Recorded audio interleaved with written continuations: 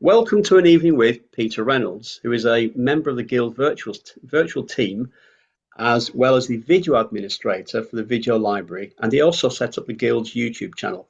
Apart from that, he's a railway signalling instructor, although he did give me a long spiel about what the actual title is, and apparently a greyhound slave. So if anyone has any specific questions, please let us know via the chat so Peter can cover those too. Welcome, Peter. Thank you for joining us, Thank you very and much. over to you.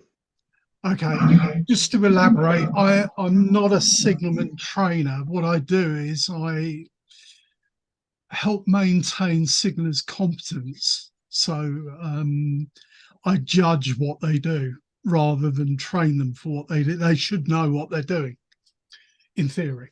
Anyway, okay, so thank you very much, everyone, for coming. And I did sort of ask a couple of months ago for things that I could demonstrate or do for people. And Andy, I have to apologize to you because what you asked me to do with the Bluetooth DCC transmission system, I couldn't really accomplish because I had nowhere to test it out. Nowhere to test it out. It wasn't hugely expensive, but I had nowhere to test it out. So that's why that was omitted. Now, someone did ask me if I would show you how to program these. It just so happens that I've got a dozen of these for a project that I've got in development. And well, I had a play with them today, and they are really quite simple to program. You see that sticker on the end? There are dire warnings in the instruction manual not to remove that sticker until the point motor is installed, because, as you can see, I've got my DCC link here, and they are the two poles on the left hand side.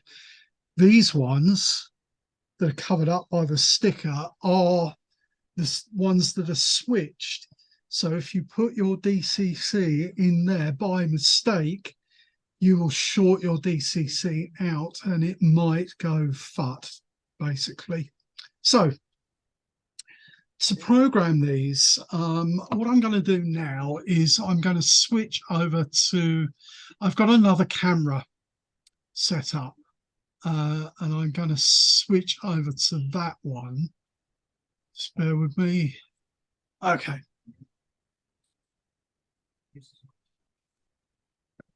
And I'm going to use, I've got a Hornby Elite.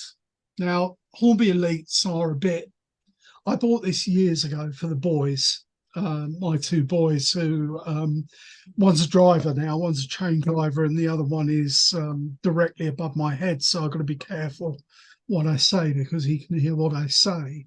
But the reason I got this is it's got a nice big display, so I can have this.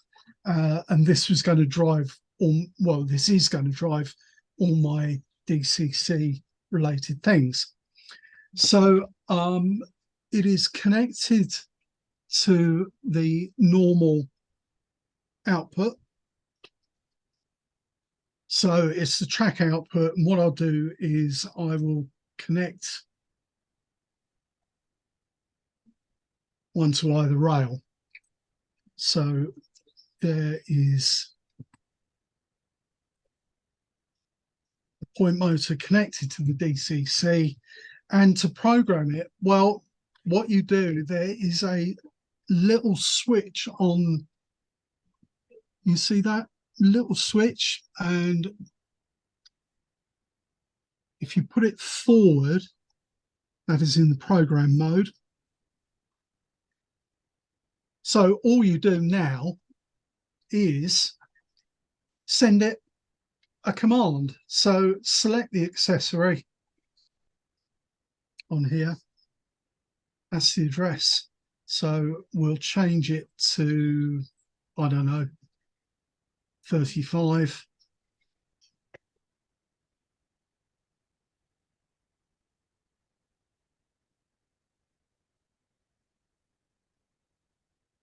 That's all you have to do. Just send it the address, send it to movements. And now if I go accessory 35, control address, it should, it should, it should move. There it goes. Oh, I'll do it again just to prove it wasn't a fluke. Are you having fun, Peter? Yeah, we can see that, Peter. Yeah. So it is really, really straightforward. But, you know, please, please, please, if you do use these, do not remove the sticker, this sticker, until you've fitted them. Because that way it could get very expensive in a very, very short time. So yeah, it's very, very easy to do. Now, that's the cobalt point motors, and well, I was telling Julian before everyone arrived that I had a bit of a mare earlier. I spent a day and a half making all this lot. These are all Merg boards. I can see Don's directly above the board on my screen. So these are all Merg boards, and what you get, what I did, just for the purpose of tonight, I bought this, which is the C-Bus Beginners Pack, and in the Beginners Pack you get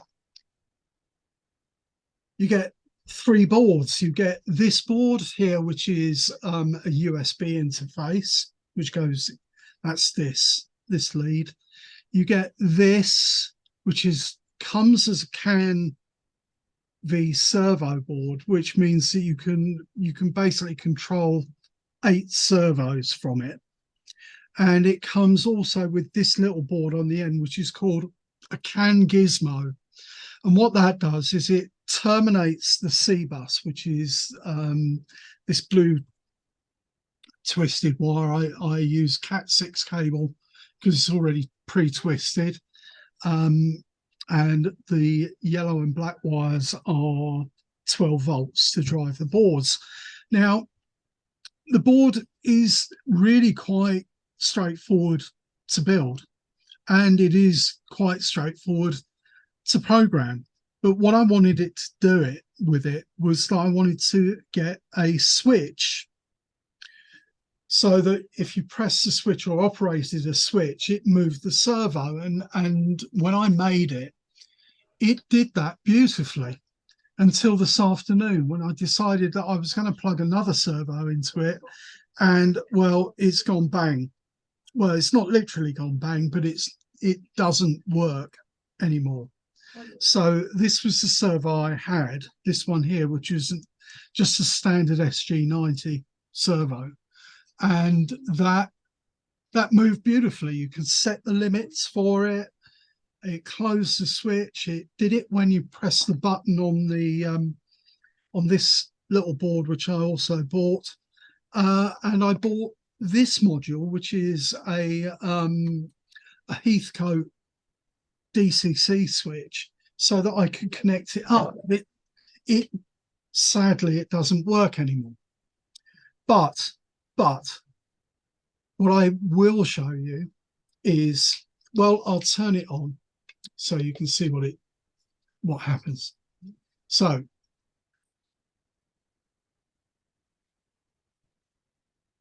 oh, that's different. You've got no lights on this now.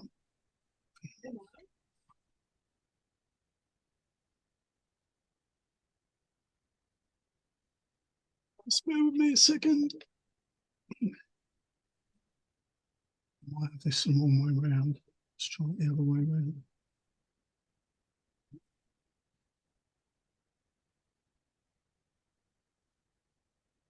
No. Let's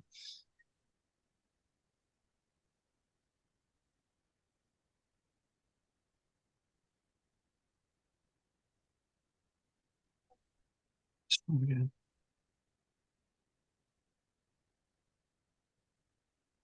It's great, isn't it? You spend ages working something and you pat yourself on the back because it all works. And then when you come to demonstrate it to people, it doesn't work.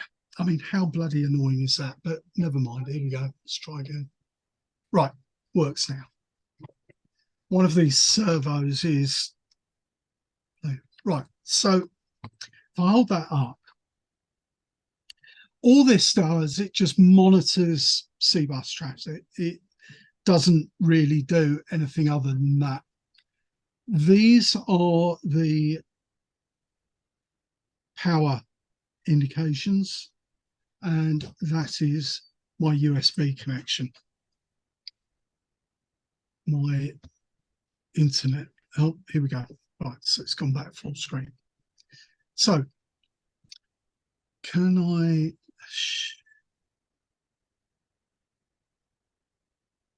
Ian, I'm going to share my screen. Is that okay? Yeah, that's fine. It says host disabled participant screen sharing. Okay. Can you enable it for me? Yeah. Try now. Right.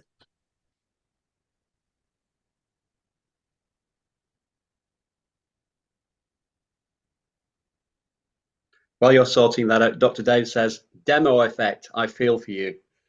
I say not enough preparation, Dr. Dave. You've only had all day, Peter.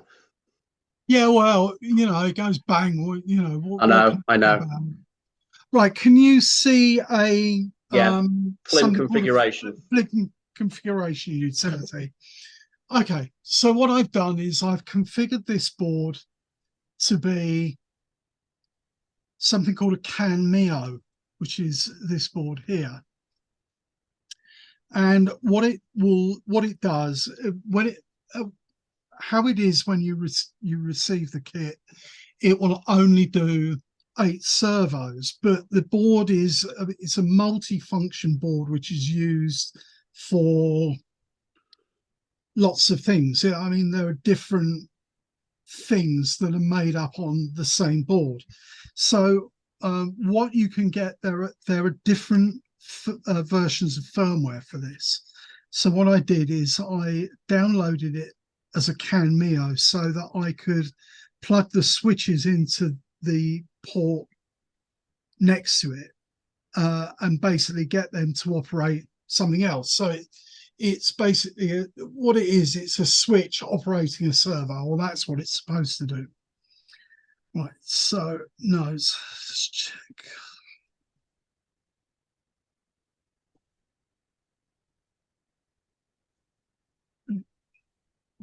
Right, so you can read it and read MVs, and all that goes down on that side. And now what I can do is this. So can you see that? Yeah, settings. You've got the settings which have come out, and you have now got. You can see the 16 ports. Now the ports that are on the left-hand side of the top row, so they're the servo outputs, and the ports below that are the switch inputs. So what I had it set on channel 1, and that was set as a servo. So let's plug an analog servo in and let's see if it miraculously bursts into life. So I plugged that in. Now you've got all these options along here about what you can do with it. So we go to servo, and what should happen is that as you move these, can you see the code is changing in the window? Yeah. But the servo isn't moving. So that's what's broken. It was an SG90. Let's try and get rid of that. Put the SG90 back.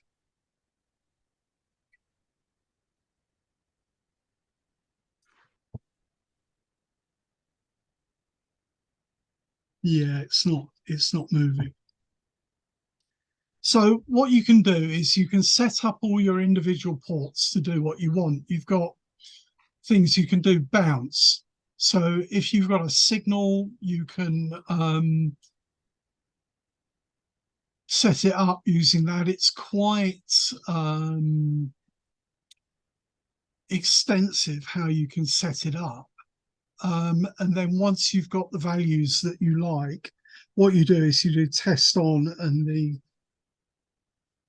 servo should move to the on position, and then you do test off, and then it will move back to the off position, and you can adjust the speeds, and you can do that for all those 8 ports.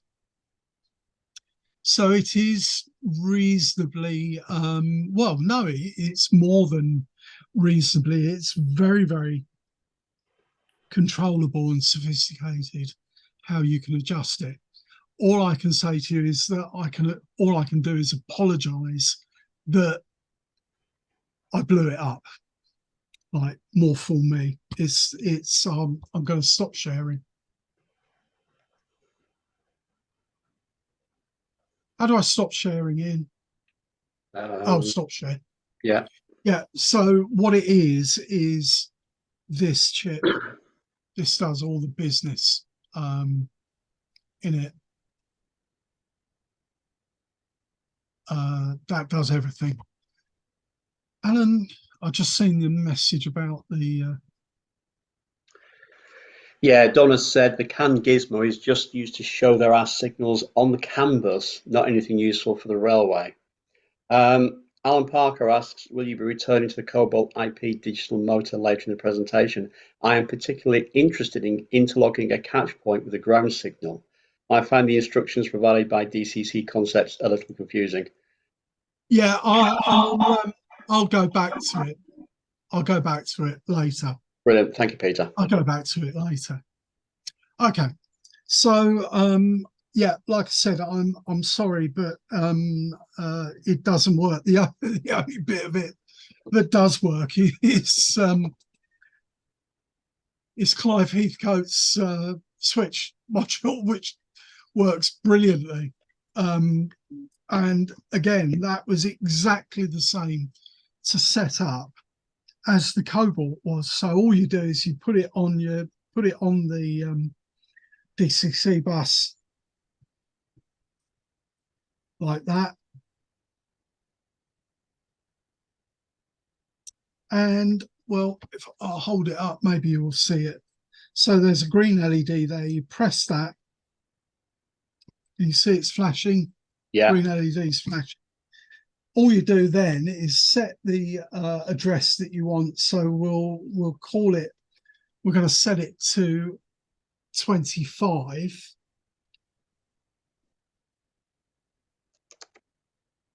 Oh,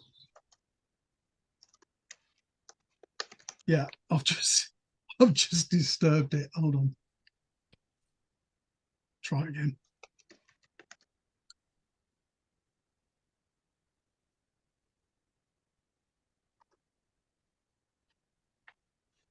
Set it to 25.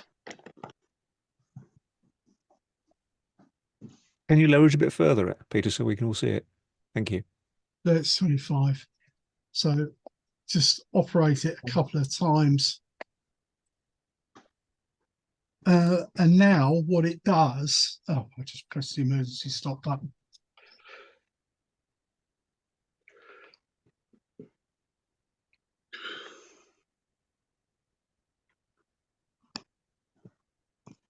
Okay, so it's set. Can you see the, I need about 5 hands to do this. So you can see the green LED on the board is lit. So if I change the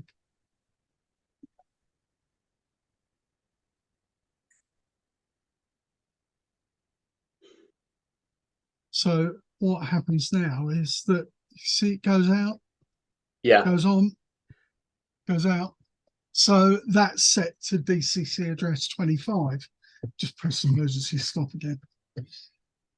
A little bit of a double-edged sword, this. So that's all the Merg stuff. apologies that I can't get it to work. Right, Peter, so yeah. just while you're fiddling there a little bit as well, Dr. Dave asks, in your experience, are the Merg boards liable to failures, or are they generally robust? Well, out of all of the ones that I've made, this is the first failure that I've had, and I've built a DCC system. Absolutely no problem with that. Once I worked out that you needed to get a jumper off it in a particular place, absolutely no problems with it. All the CAN servo, all the servo boards that I made for Jeff, they're all okay. Yeah. All the TOTI modules that I made, no problem with them at all. Well, apart from one. And well, with this one, I posted on the Merg chat about this one, only to be told that this one has slightly got form if you use a digital servo. Right. Okay. So what I've got to do, I've had to order a new pick chip for it, and I'll have to program that manually when I get it, and replace it. So Don also says, I have a Merg DCC system and can use the handheld cab to operate both DCC accessories and the CAN servo devices. Yeah, you can do that, because the handset the handset's over here. Just bear with me a second. Okay, Julian, while he's not here, let's do a quick song and dance routine to keep everyone entertained. I was just going to confirm also what Peter was saying about the reliability of Merg modules. I've been a member for about 25 years, and I've used all kinds of modules, from train on track indicators through to C-bus modules, servo modules, and all kinds of stuff, and DCC boosters and the like. Never had a problem with them at all. They've been very reliable. So, and Donna's also just posted, obviously Donna's got a lot of experience with Merg boards. He said most problems with Merg boards are down to poor soldering, and I wouldn't even think about posting that to Peter, because I know how good his soldering is. I have got but you're right, Don. I mean, there are instances where you've got components that are very close together, and if you get something jumpered with a bit of solder, it just ruins everything, doesn't it? and some of the newer boards are also using surface mount components. So with those, you have to be really careful. Yeah. What I'm going by is, if you're regular on the Merg forum, you regularly get people saying that they're having a problem with this board or that board or another board, and then you get them to put a picture on there of what they've done, and the soldering is not what you wouldn't be satisfied with the soldering job. I'm not saying anything about Peter, because it's probably the servos that's upset it. Oh, it's Peter's. But it's that's what they a lot of the time, though, you can see that there's the solder's blob-like, and not sort of smoothly around the pins and this sort of thing. And if people haven't got the experience, there's nothing wrong with it. But if you've not done electronics for 20 years and you suddenly solder one of these together, your technique is not well honed. Yeah, quite right. Thanks for that, Don. Appreciate it. It's also probably worth mentioning the instructions for Merg kits as well, which are second to none in how well laid out they are. And they also now do step-by-step presentations as well of how to assemble the kits. So they're pretty unique in how good they are.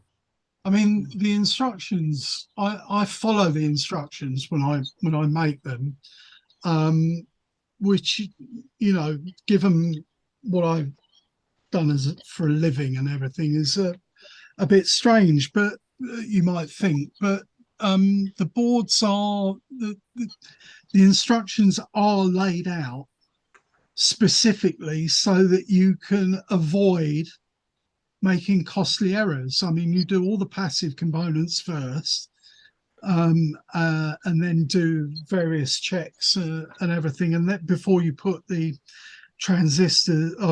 before you put the integrated circuits in the board, so you can actually check to see whether you know, you have soldered correctly. I mean, when I solder, I use liquid flux as well. I use RF 8000 flux, which is meant for surface mount. I just paint it on, and I found that that does help me do the, you know, get a decent thing, because it's quite difficult nowadays to get traditional tin lead solder. You know, it's all lead free. So I don't know if you can see that. That is that's the handset for a Merg DCC system, and if you look under there, it says ACC.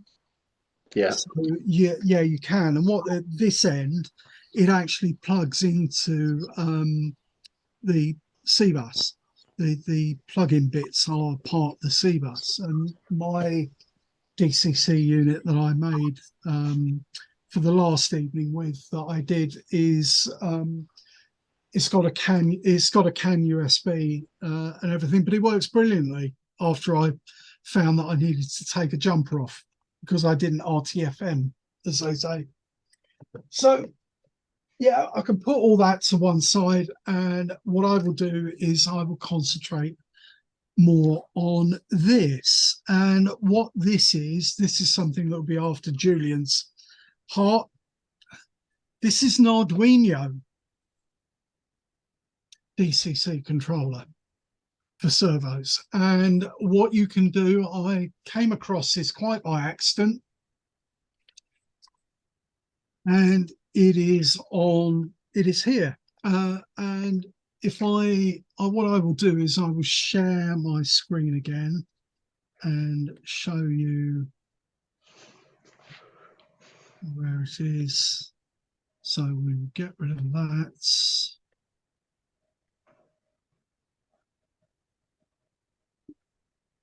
And recognize the command. So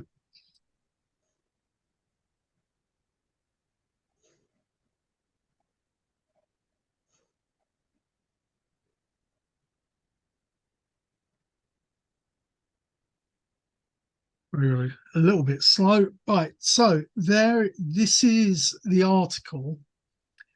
It's called instructables.com, and it's DCC electric accessory decoder using Arduino Nano. And it basically runs through everything that you need to know, although to my mind it is a little bit questionable when it says that you're supposed to power it from the DCC, because my DCC, all my DCCs are at least 15 volts, and it is 15 volts, although it is not what you would consider traditional AC, it's still AC, and if you rectify it at 15 volts, you get about 18, and that is not 12 volts, which is what they're suggesting here. It says a 12-volt feed. Well, you're not going to get that, and it will do unfortunate things to the boards. So what I did for this one is I made this little board here, which is basically a rectifier and an isolating chip, and that passes the DCC signal. But to make sure that I didn't feed this and the shield with more than I should have done, I bought a cheap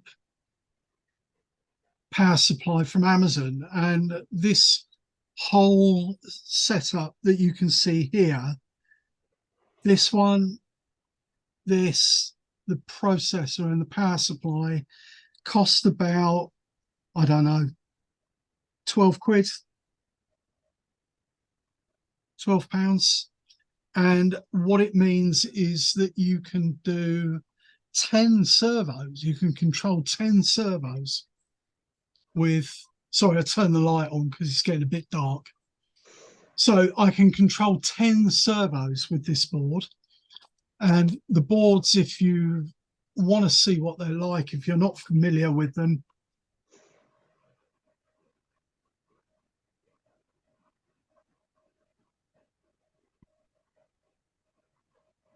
That is a Nano, Arduino Nano.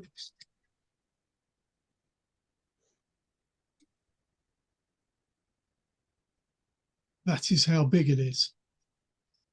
Not very big at all. The shield that it goes on, well, I bought 5, I think it was, for about £10. That's these. Oh, it's 3 for a tenner.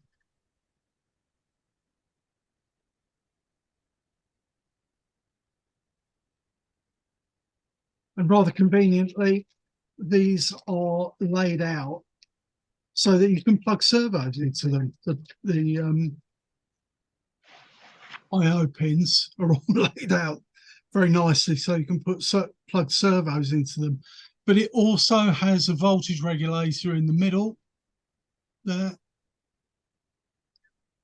and various other bits and pieces for the output. So they're relatively easily available from various online marketplaces. I mean, I got mine from Amazon. You don't have to get them from Amazon, but I got mine from Amazon.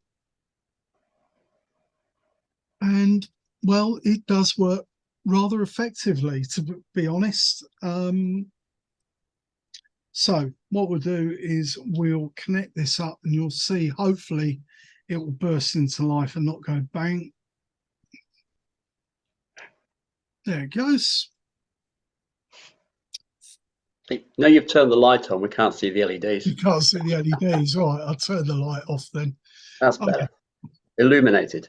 Illuminated. So there is the board working. And, well, there are 2 servos. One's a digital and one's just a bog standard SG90 over here. The mounts are 3D printed and they are 3D printed. I've mounted them upside down. If you wanted to see one the correct way up, that is one done the correct way up with the operating wire, which is just piano wire. Now, yeah, I've been a bit blasé about this. So how do you program it? Well, you program it using a command line interface, would you believe? So I'll just connect that up for you and share my screen again and show you how to do it. The program is, the link to the Arduino sketch is in that article. And if anyone wants the article, I can show you where to get it at the end. I can do a nice big printout for all the things at the end. Just bear with me. It's the same interface lead as in my PIC programmer.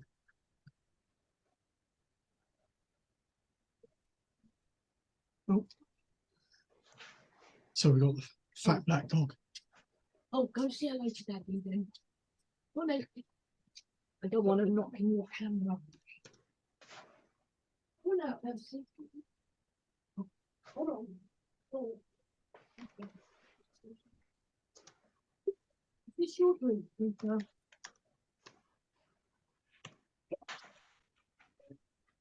Sorry, just have a drink.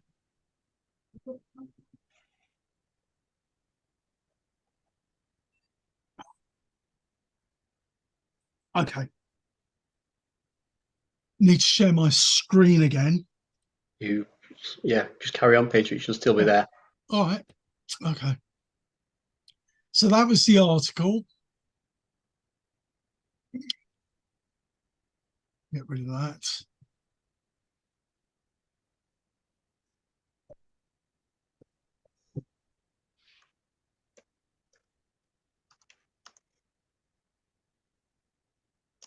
Right, so it is in the program that it's already launched in the program. So if you see down here, these are the pins which have got servos or could have servos attached. So what you can do is you can interrogate by using a command line, and the command line is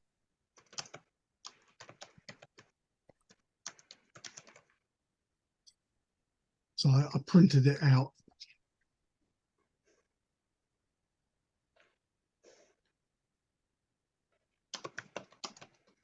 Spare me, sorry.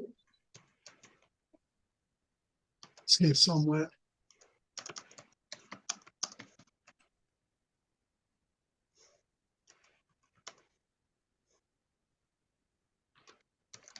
Right. So it is X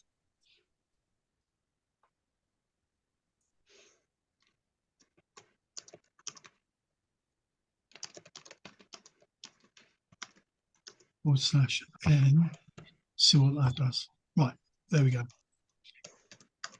So that is how it's set up at the moment. There is a servo attached to pin 5, which is the one with the yellow mount on the thing, and it's got an address of 20. So that's its DCC address. Swing by 50 degrees. The invert means you can make it go the opposite way to the way that you expect, and it is good. So the setting is good. So what we'll do is we will, sorry, I can't see with a 5, 6, 7, 8. Right, so we've got a servo on 8. So what we will do is we'll set up the servo on 8. So it's S space 8 space, what address should we give it? We'll call it, I don't know, 40. S8 40 0 0 new line. See what that does. Now if I do X and N, you see pin 8 has got a servo on it. I haven't given it a swing yet, so we'll do S 8 40, I don't know, 30 0 0. Oh, pin address swing invert continuous. Pin address. So S 8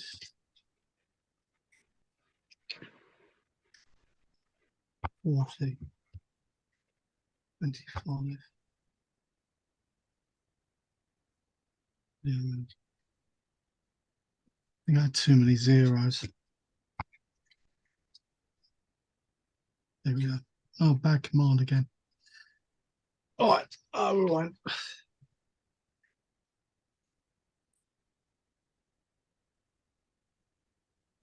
Oh, silly me. S 8 40 30 0 0.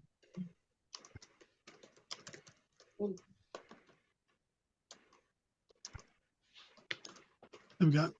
That one. I always had a space between the slash and the N. So if I do X/N now, it should. There we go.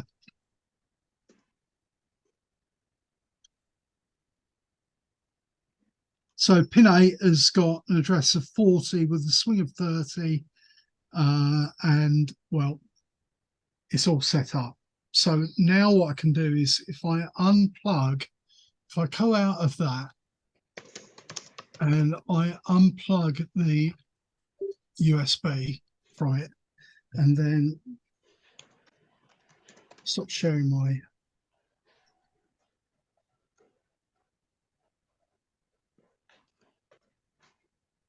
Stop sharing. Okay.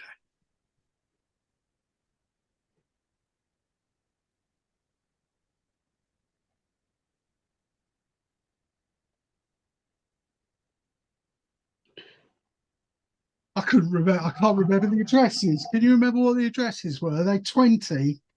One of them is 20.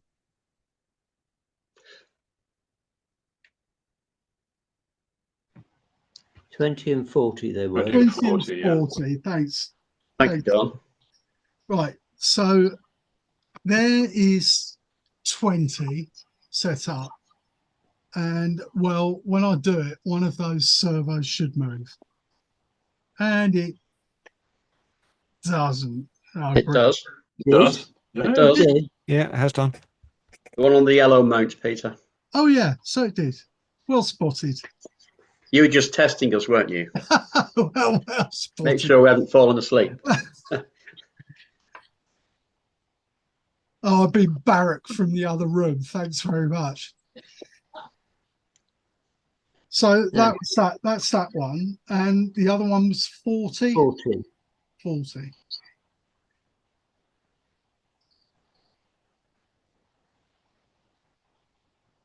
So 40.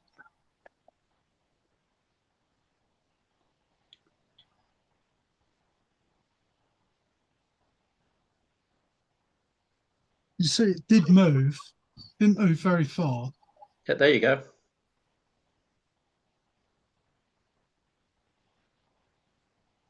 But it's not moving very far because that is obviously the parameters that you've put in for the arc that it's going to move, isn't it? That's the parameter that I put in for the arc. The other one was slightly further at 50 degrees, but it is remarkably effective. And well, when you compare it to commercial, well, you got pickaxe and you got picks and things like that, and there are any number of commercial ones that you can buy. I mean, it was advertised. It was advertised to use how I controlled servos on my micro layouts, and I freely admit that when I came into doing this, I used a commercial offering. The one that I used isn't available anymore because it's DigiChaos, and they went bust last year. So the unit that I use upstairs on my micro layout is no longer available. And the thing about that is that it was really complex because you could get the servo to swing and everything. That wasn't a problem. But to control how it swung, you needed to use CVs. So none of these things that I've sort of demonstrated this evening use CVs to do it. They're CV3. A lot of the commercial ones do use CVs, and as such, they're a bit of a nightmare to set up. And like Don says, you can use a voltage regulator in lieu of this board. It was just that I bought 10 of these from Amazon for £8.50. So they were dirt cheap, and I've got loads upstairs. And well, all I did was it's 15 volts rectified and smoothed into this, and then into that at 12 volts. So yeah, you can use whatever you've got. But like I said, this baseboard, the Nano, the power supply and the components that are necessary over here. Sorry, my video's reversed. Come to about 12, 13 quid, if that. So, and that is to control 10 servos. And all the hard work is done for you. Peter, Dr. Dave says, can you set the start and end positions of the servo? And I just ask, can you set things like the speed and the bounce as well? On this one, no, you can't. You can't set bounce, but you can set the start and end positions quite easily using the using fine-tuning in the settings. So there's 5 pages of instructions on how to build this, and yes, you can set the start and end positions. Probably the best way to set the start position with this is mechanically. So what you do is when you configure it, you can set the mid position of the servo. So if you do that with no horn on it, it will give you the mid position. And then what you can do is you can set the swing either side of the mid position using the parameters. So it is a little bit limited, but I suppose you've got to have a little bit of a trade-off in functionality against cost. So yeah, basically take the horn off the servo and then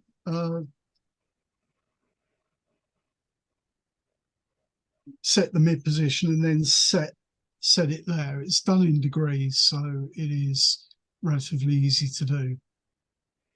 Mike's also asked, what is the link to the article? What's the link to the article? Okay, all right. Well, what I'll do is I'll type it into chat. If you just bear with me, I'll type it into chat now for you. So, while you're doing that, Don's also said that he's written his own code, and with that you just define the start and the end positions. Yeah. Yeah, I mean, I'm not, Ian, you know me, I'm not Arduino. No, savvy. Yeah.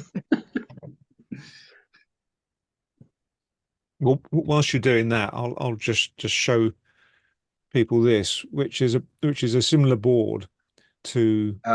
Bear with, because what I will do, I will add a spotlight. Go ahead, Julian. You spotlight with Peter. Okay, so this is. I mean, move it back so it's a bit more in focus. Yeah, you made that. I remember you talking about these boards. Yeah, so this is a very similar thing, except I made it myself. Again, using Arduino Nano, and then a separate servo module, which you can just plug in, which controls 16 servo modules. Got onboard voltage regulators, takes in DCC, and because I use Lens, it's also got RS bus on it as well. So you've got 16 optical isolators, and it feeds the result of that back down the RS bus. So you can actually confirm that servos have moved. And again, the thing I like about it is because it's Arduino, it's open source, you aren't at the mercy of a manufacturer who might go out of business. You can control it yourself. So if you're into Arduinos, why not do it yourself completely? Thank you, Julian.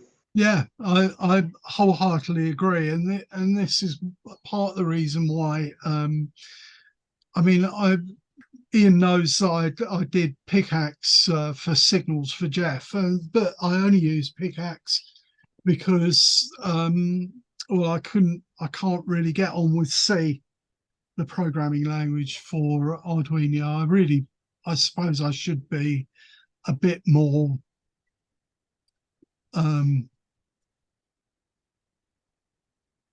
persevere with it a bit more, but I just can't get on with it really. But in terms of what you did 10 years ago, and now, obviously, I say you've you've purchased Merg boards to replace some of the old pickaxe boards that you manufactured. Yeah. Merg gives you the advantage in that you don't really have to do any programming at all. It's just a case of just setting it up with a driver, isn't it? In terms of, Yeah.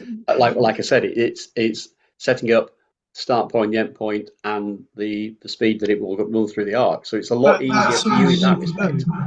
Yeah, so it's a lot easier for you in terms of the installation. Oh yeah, yeah, it's so much more easy, and actually getting it to work Yeah, is so much more easy as well. I don't have to sit under Causden with a laptop, for example, and try it, and oh, it don't move very far, and have someone watch it from up above. I don't need to do that. I can just but put isn't that your second home what? on the Yeah, on the just baseboard because with a laptop? I was found asleep under there once. I gave Barrack from the other room again. Yeah, I did.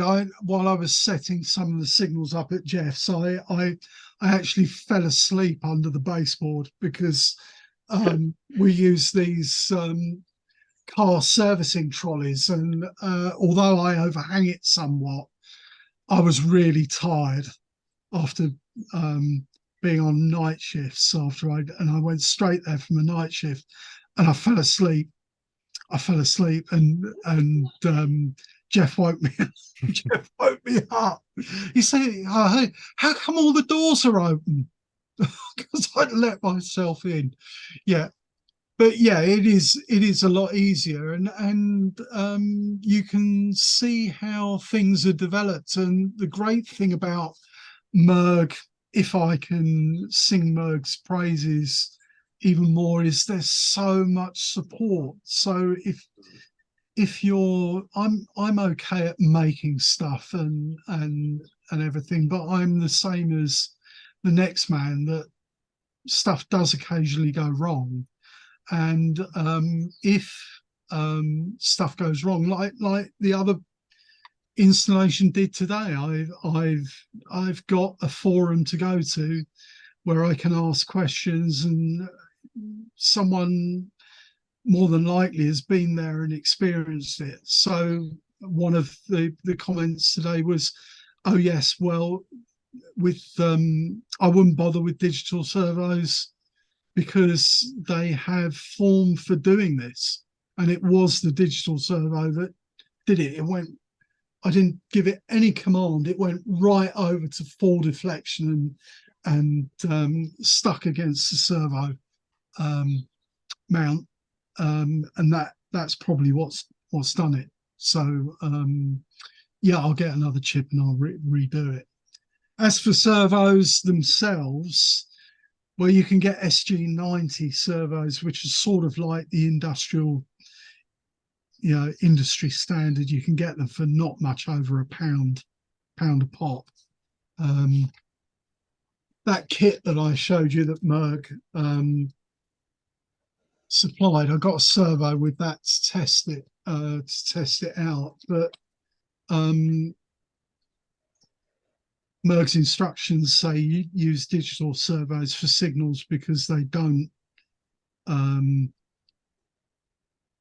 what's the word that I'm looking at? They don't twitch on power up or when there are power supply variations. But if they've got form for blowing things up, I would just go for a bog standard SG90 clone, and there are loads of those. Hobby King are probably the best place to go to if you want servos.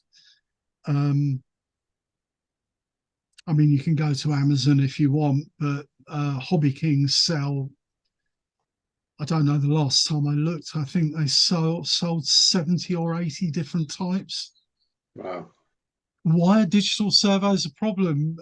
Dave, this is my first experience of digital servos. It could be the fact that they have transients. I could have basically caused or induced this by plugging the servo in while the assembly was powered up. That might have induced it to do it, but it was a bit too late after the fact. So Don, do you have any experience of digital servos causing you any problems? You please unmute.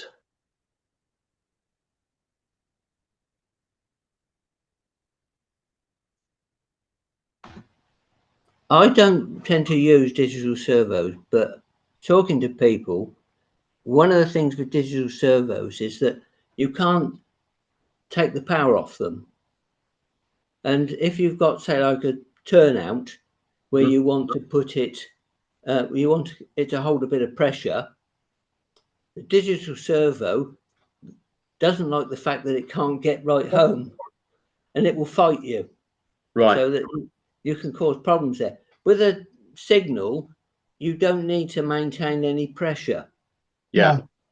So it could go to a precise spot and it will just stay there. But whereas with the analog ones, you can detach the servo, it takes the power off, and the gears will hold the pressure on the point blades. So that's one of the key problems with using them for turnouts, is that the digitals don't like doing that. Yeah.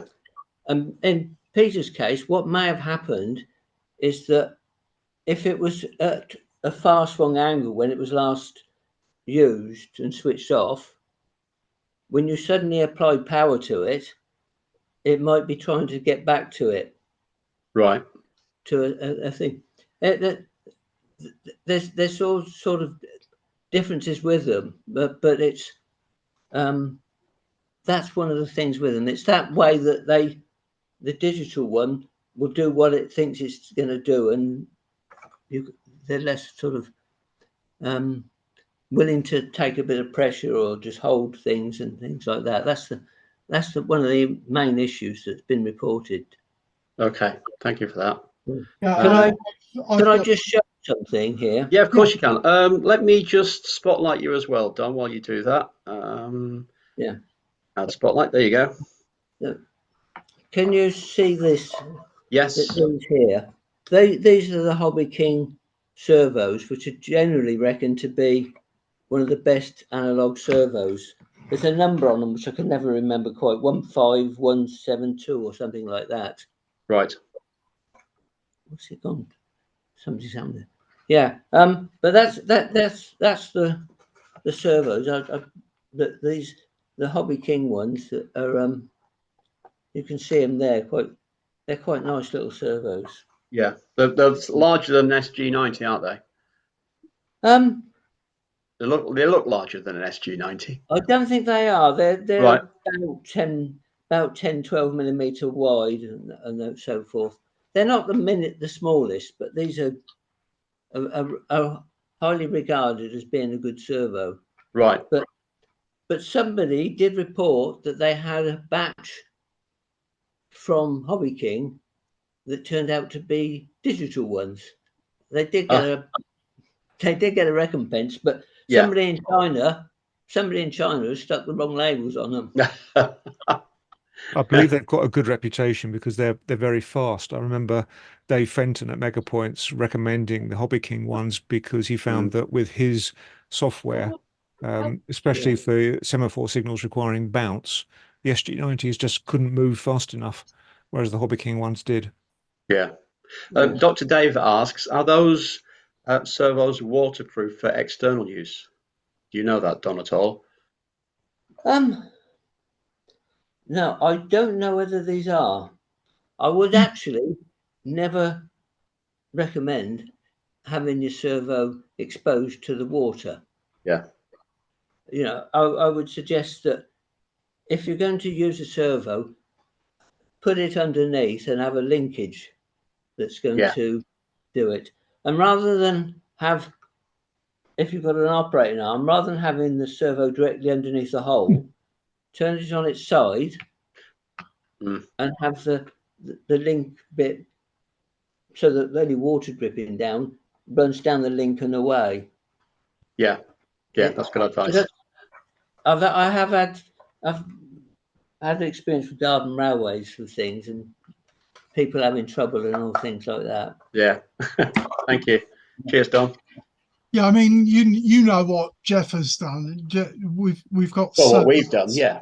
Yeah, well, what we've done, we've got some signals outside which are servo operated, and they have been put in something that will protect them directly from moisture, but obviously not indirectly. But then you can use those, you know, those desiccant sachets that Silica gel. yeah, silica gel.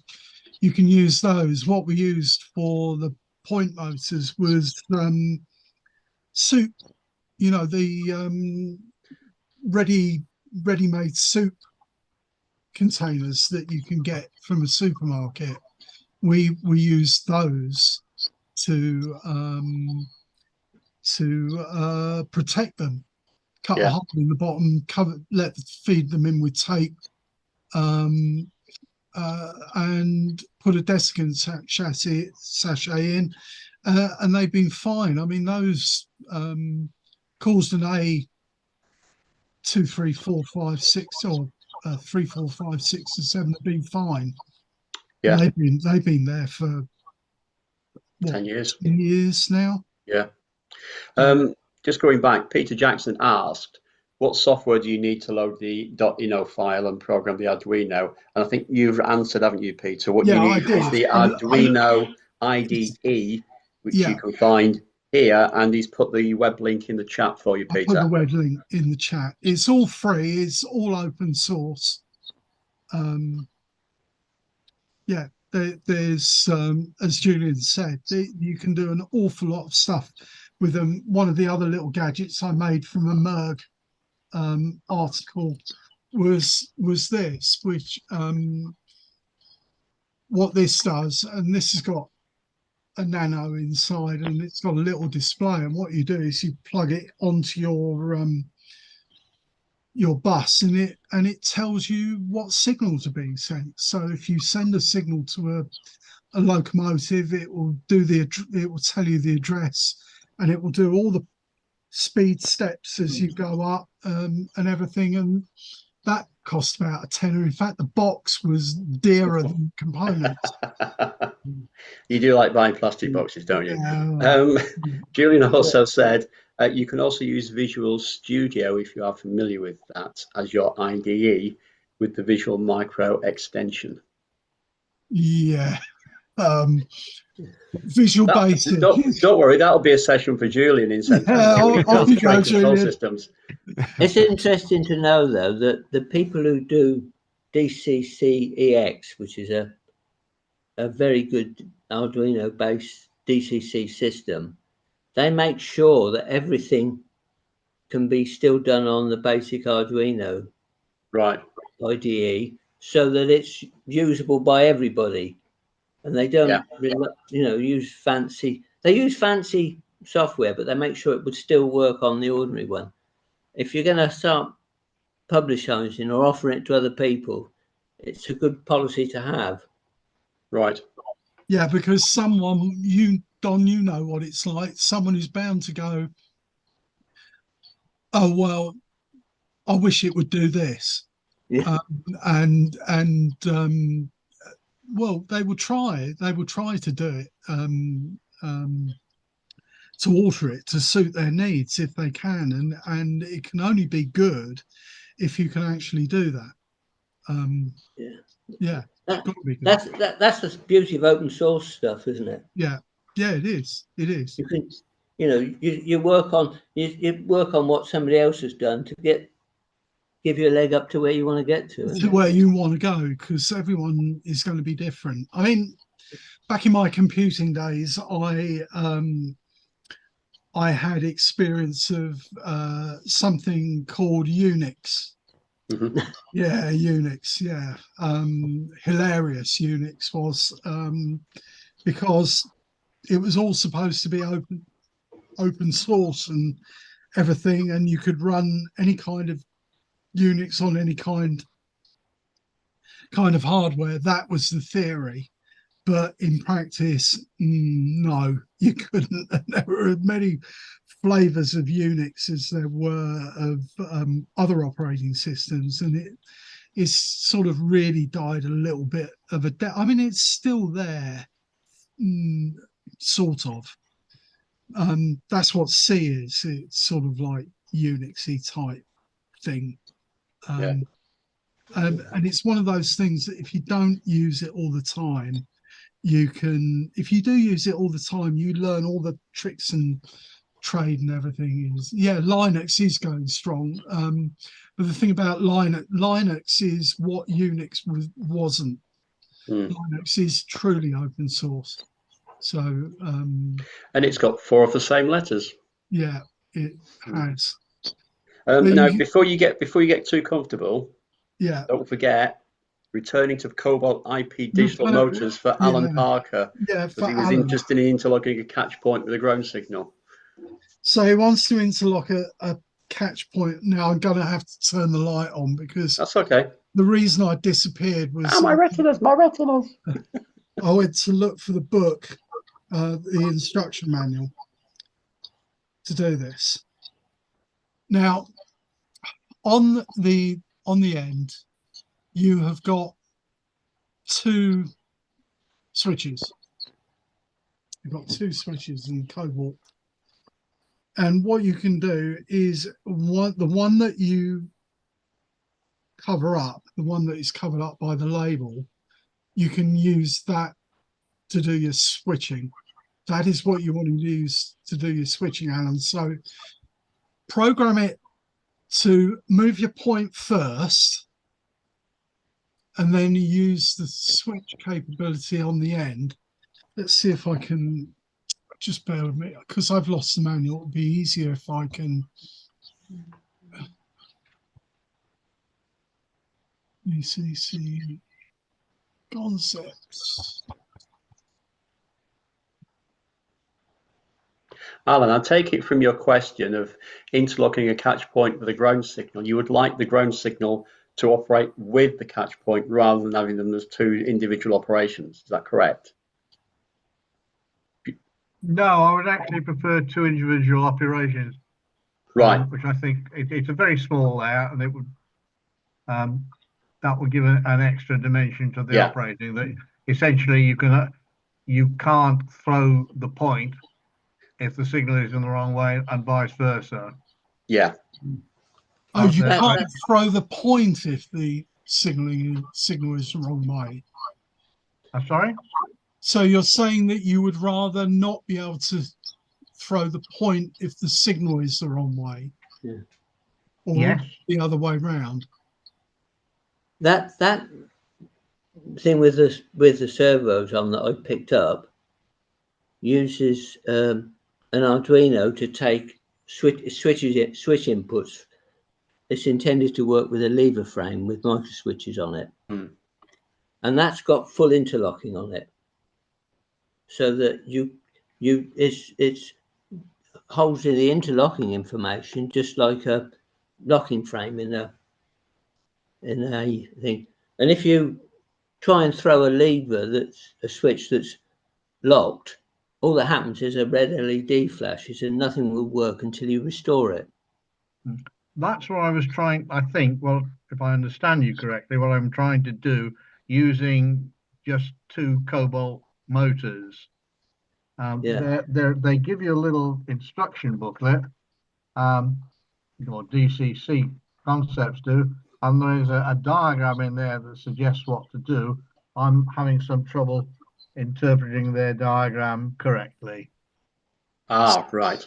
This is the, I think this is the diagram that you're alluding to, Alan. Yeah.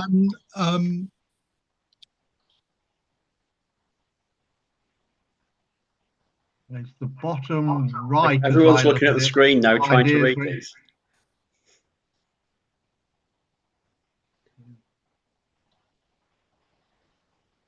Yeah, you could probably work out how to do it. I've seen people do cascade wiring so that things won't work and so forth, but it's not got the flexibility of a proper interlocking system. But where Peter showed that accessory decoder working servos or or anything else it's working, you could add in logic to that if you wanted to say that you can't do this one if that one's not, depending on the state of another one and that sort of thing. But that obviously takes a bit. What I've tried to work out is something that I'm hoping to make it available to anybody that wants it, that you can have the interlocking working.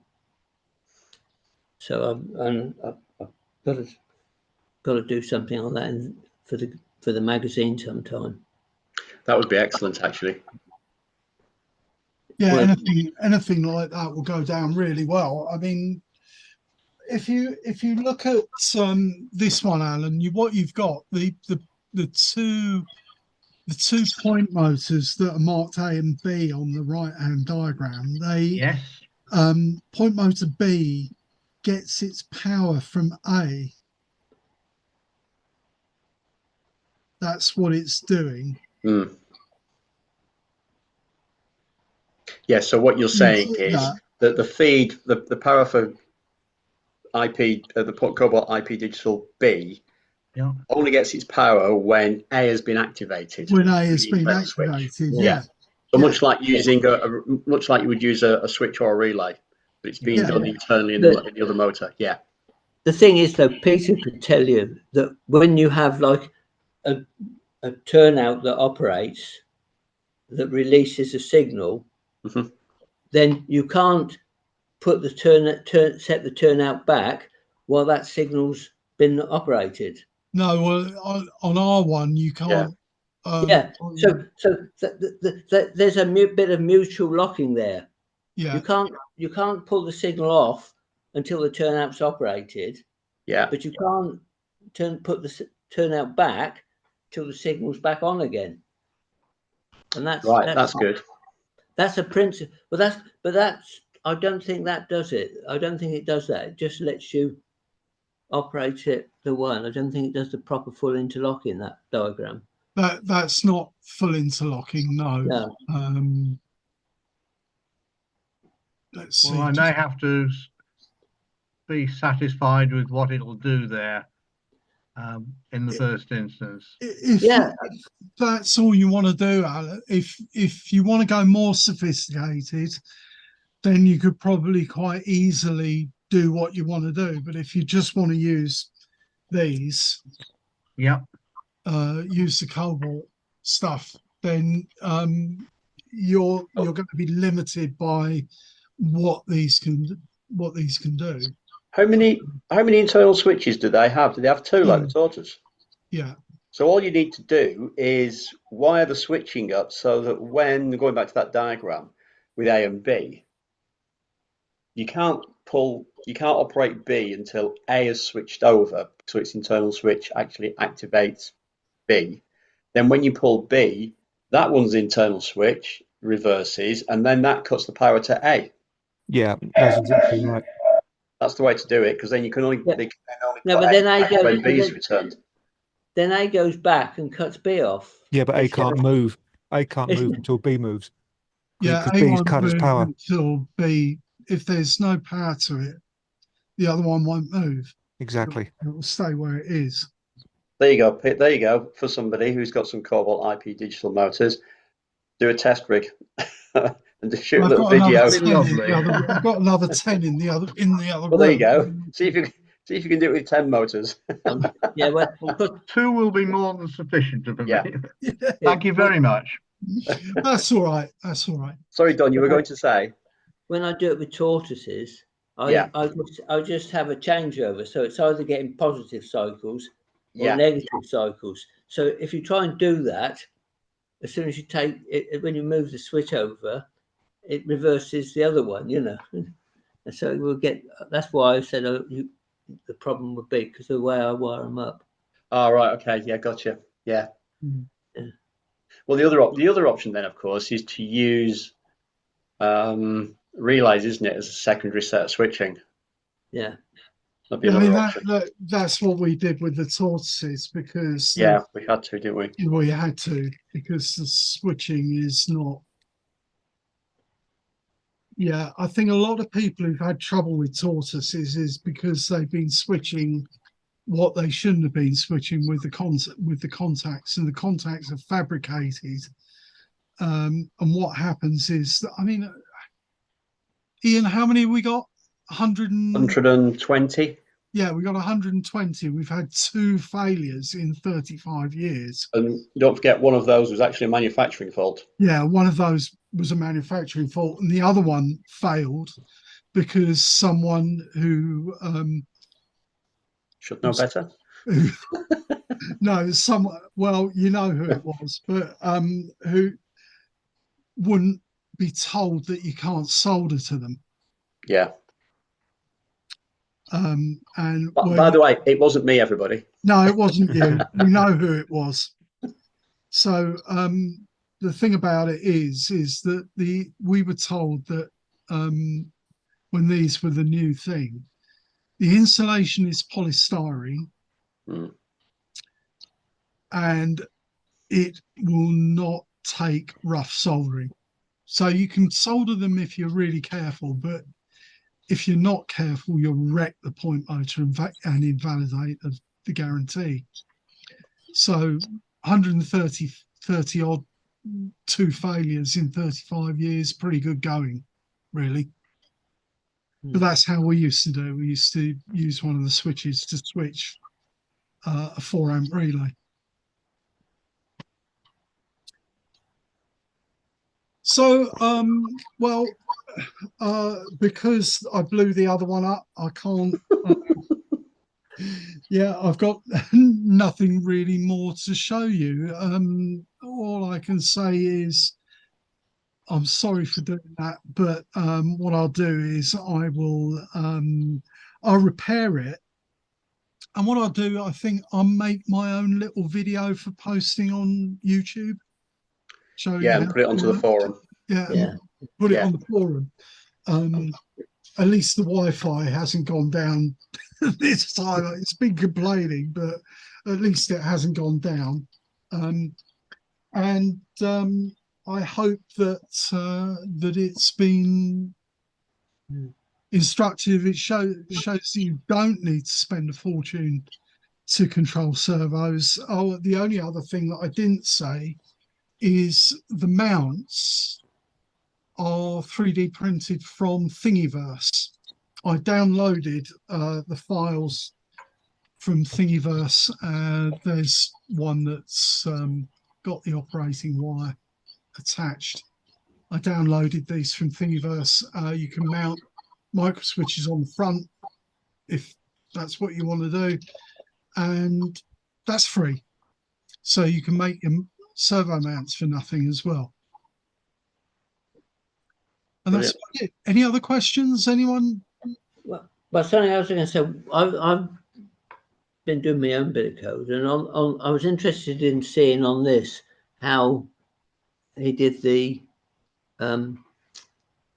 setup over serial, because what I wanted to do was have it so that when you've got it ready and you've plugged in the servos and that, you can tell it to move the servo, so you can watch to see when it's moving across and say, right, stop now.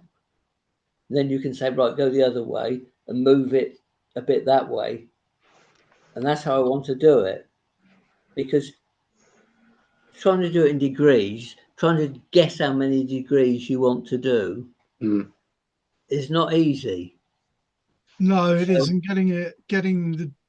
It isn't very easy. The only thing that I could say in his favor with this was that you have got the option to send one of the command centers the servo. So if you do it without the horn on it, it at least you know where it's going to be in the upright position.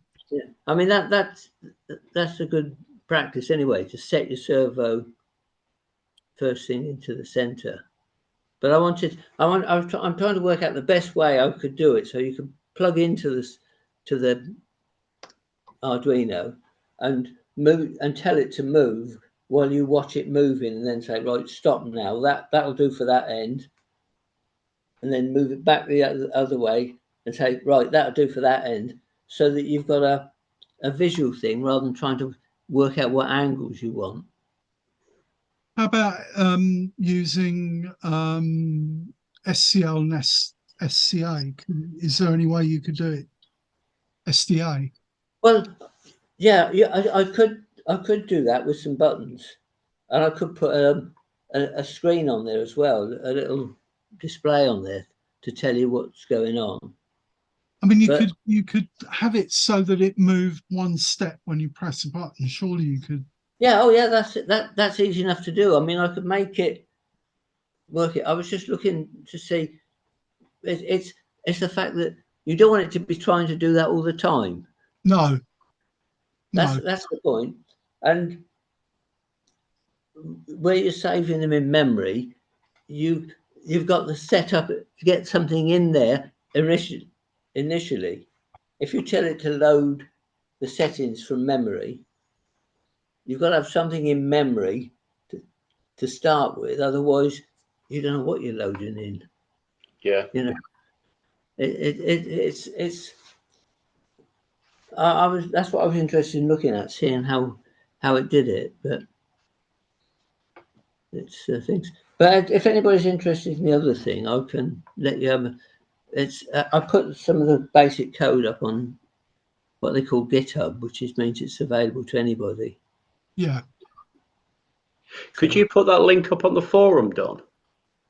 Yeah. Yeah, that'd be because that'd be really useful. Yeah. I'll do that. Put it up because you can, put it up because it is. Like I said before, it's something. Yeah. Something for someone else to play around with and try. Yeah. And I'm sure that within the guild that you and I are not the only sort of electronics people. I'm sure that someone else might find it of use. So I mean, I'll find it of use just being able to look at it anyway. So that would be great. Yeah. Well, I thought you might be interested in how I did the interlocking. Yeah. Well. Yeah, Ian that'd be really interesting. That would be interesting. It's something that you would have done, because I thought to myself, if you have a physical, a lot of people want a physically interlocked frame where you can't actually throw the levers. But I've seen children of all ages up to the pension age that will, if something won't pull over, they won't think, oh, it's me. They'll be pulling it really hard, Yeah, well, our lever frame is like that. Always, you can easily damage a lever frame and that. Yeah. But if it just pulls across and nothing happens, I mean, with the switches, you can just waggle them back and forwards, and when it's back, it's all right. If you pull it forward again, it'd be locked again. It's not going to unlock it. Yeah. Whatever you do that one. Our lever frames are largely like that. That if you pull stuff in the wrong order, it doesn't do anything. Yeah. You have to start again. Yeah. I've made it so that you have to set the route first, and we've manipulated the signaling somewhat because there are some places where you can't hold a train, but there is a signal where you would be able to. Yeah. So we've got a couple of places where you pull the signals in a strange order, but that's only because there is no way to hold a train. There's no isolating section at certain signals because they're so short. And well, if you're ever in West London, Don, you've got to come and have a look. I'd love to. Yeah, I'm on the island of Wight now, Isle of Wight, yeah. So it's difficult. But yeah, well, we've got someone from there who comes up to us occasionally, Mr. Ian, who comes up. Bernie Gooch. Bernie Gooch. I know Bernie. Yeah. Yeah. Well, he comes up from time to time. Occasionally. Yeah.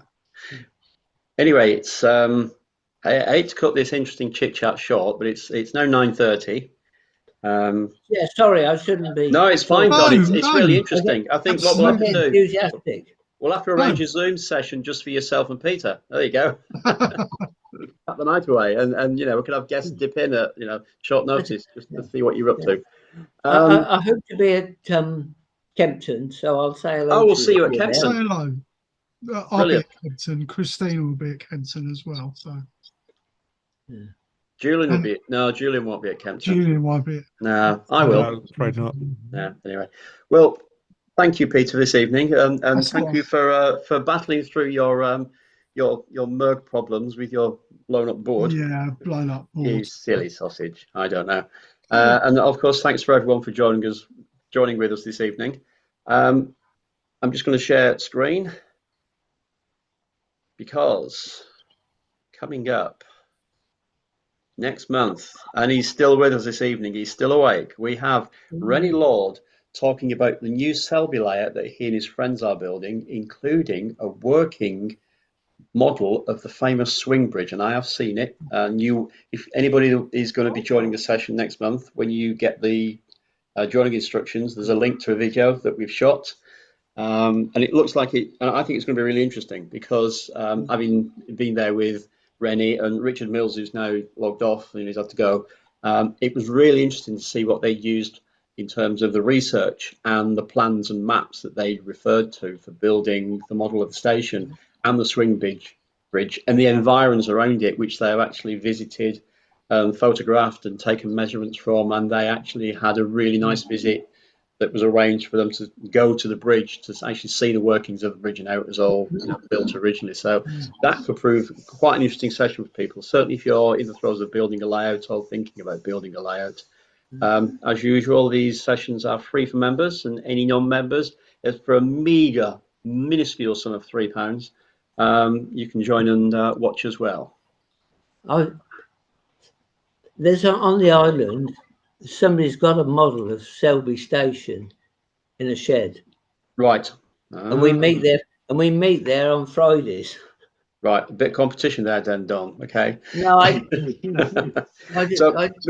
moving on to the rest of the year, this is our evening with calendar for the rest of 2024.